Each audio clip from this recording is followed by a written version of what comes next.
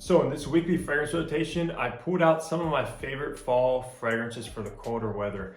Honestly, it hasn't actually been that cold yet, but I just couldn't wait any longer since I love my colder weather fragrances. So if you're curious on what fragrances I put out throughout the week, stay tuned and find out.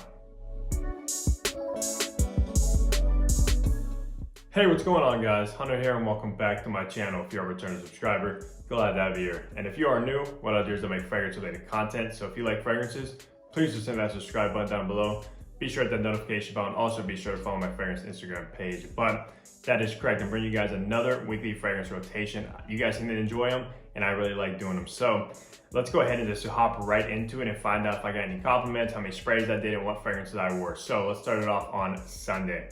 So on Sunday, it was kind of a warm day. I pretty much was at home, went to the gym, worked out, things like that. And I pulled this fragrance out, which is actually a controversial fragrance that gets a lot of hate in the community at least. And the fragrance I'm speaking about is Christian Dior's Homme 2020. So obviously if you know what this fragrance is, you know why it gets a lot of hate, because it replaced the original Dior Homme and completely changed the fragrance. No more iris or anything like that. But I do actually enjoy this fragrance. I wish they launched it under a different name instead of Dior Homme, like its own kind of line, like Sauvage and things like that. Because this fragrance is actually very, very masculine, very modern, has a ton of isoe super, which comes across very woody. The performance is incredible with this fragrance as well.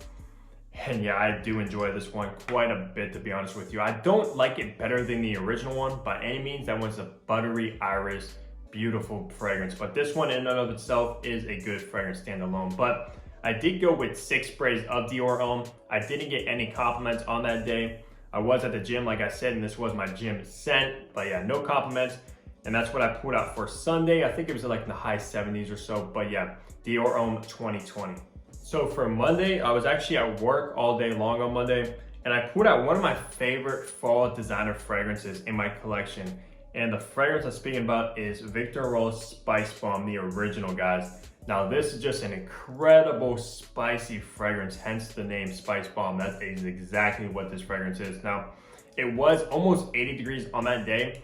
I would not recommend pulling this fragrance out for the high temperature like that. This one, it works way better when it's like in the fall, like anywhere like 60 below, you wanna rock this one. But like I said in the intro, I just could not wait to wear my colder weather fragrances, so I did it anyways. And I was at work all day. I did go with 6 sprays of Spicebomb, so not too heavy. Didn't want to choke anybody out with this one because this stuff is powerful. Now, I got no compliments on that day of Spicebomb, but this one has got me a ton of compliments in the past, so people do really enjoy this one, and so do I. So yeah, that's what I put out for work on Monday is Spicebomb, the original.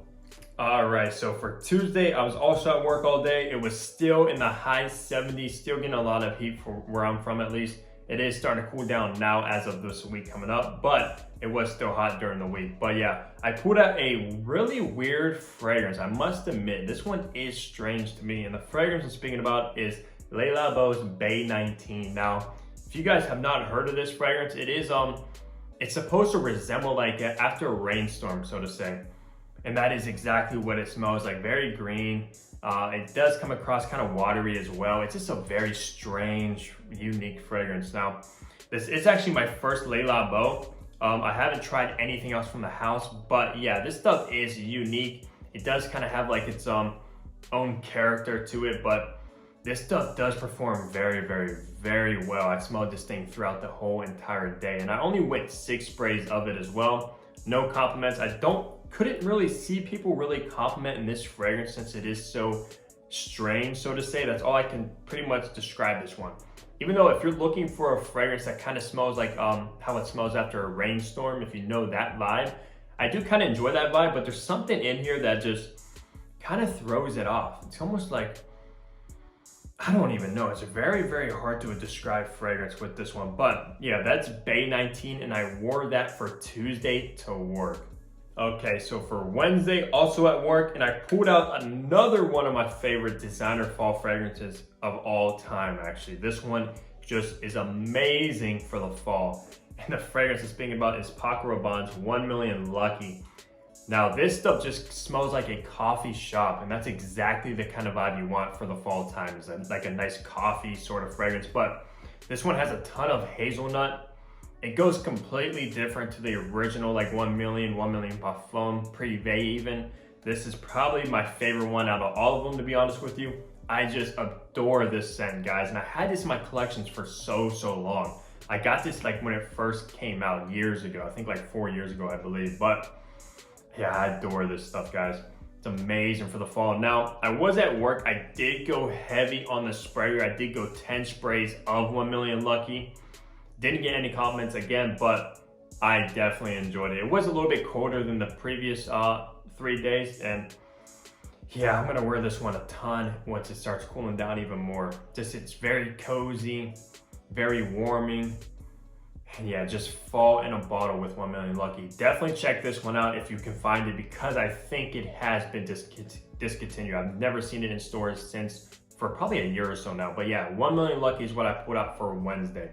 All right, so for Thursday, I pulled out one of my fall cheapies, one of my favorite cheap fall fragrances that is heavy on tobacco, and it's actually very good in my opinion. And the fragrance is Calvin Klein CK1 Shock.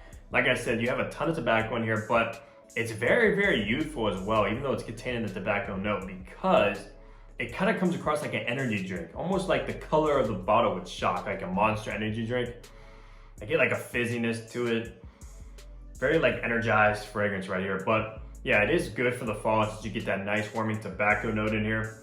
Now, it wasn't like the 70s as well, like it has been all week here, but I did go 10 sprays of this stuff as well, because the performance of this stuff is where it lacks.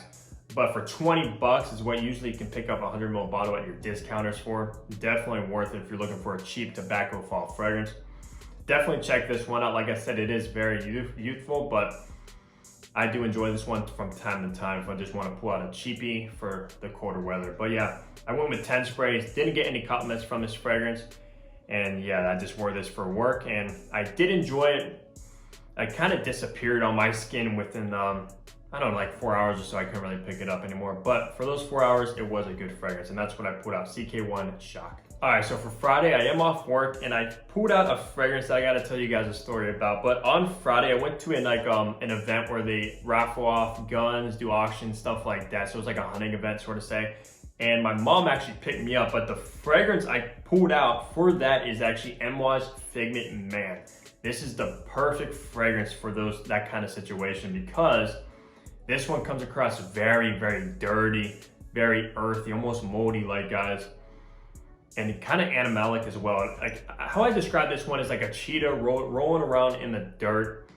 It's very like furry, very moist, very dirty.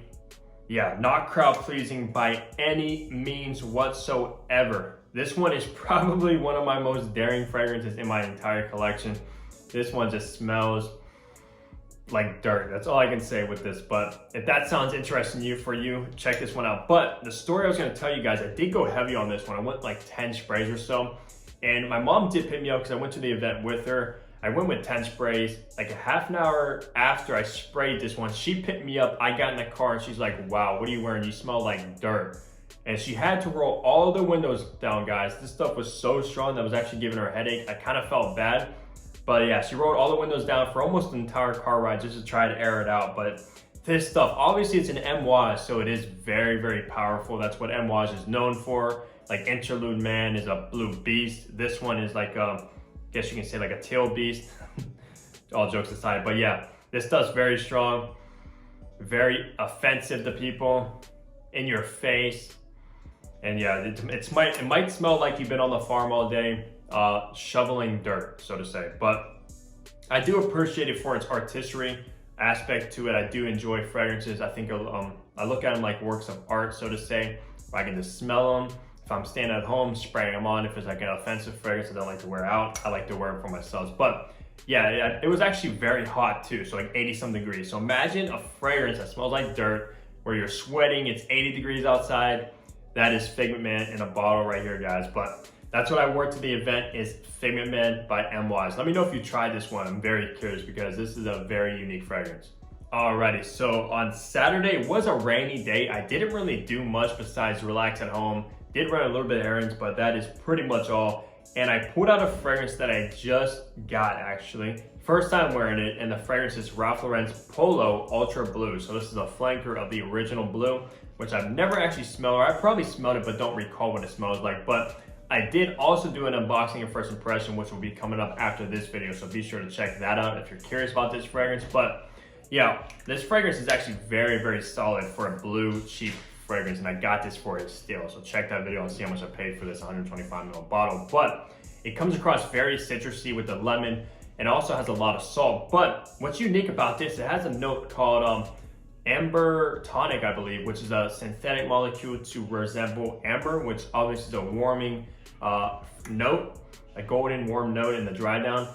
And this one's actually very unique. After wearing it for the day and wearing it on skin at least, this one definitely develops very, very nicely. It is synthetic, it's not natural by any means, but it's solid for a cheap blue fragrance. And I cannot wait to wear this one obviously to like the beach in like a warm, high temperature degrees, because this is very solid. It kind of comes across like a mineral, salty fragrance, which I don't have many in my collection because you guys probably know I'm not a huge fan of those ozonic fragrances, but this one is very solid, and that's what I pulled out for Saturday. I did go only 3 sprays because I was at home. I just wanted to test it out and wear it for myself.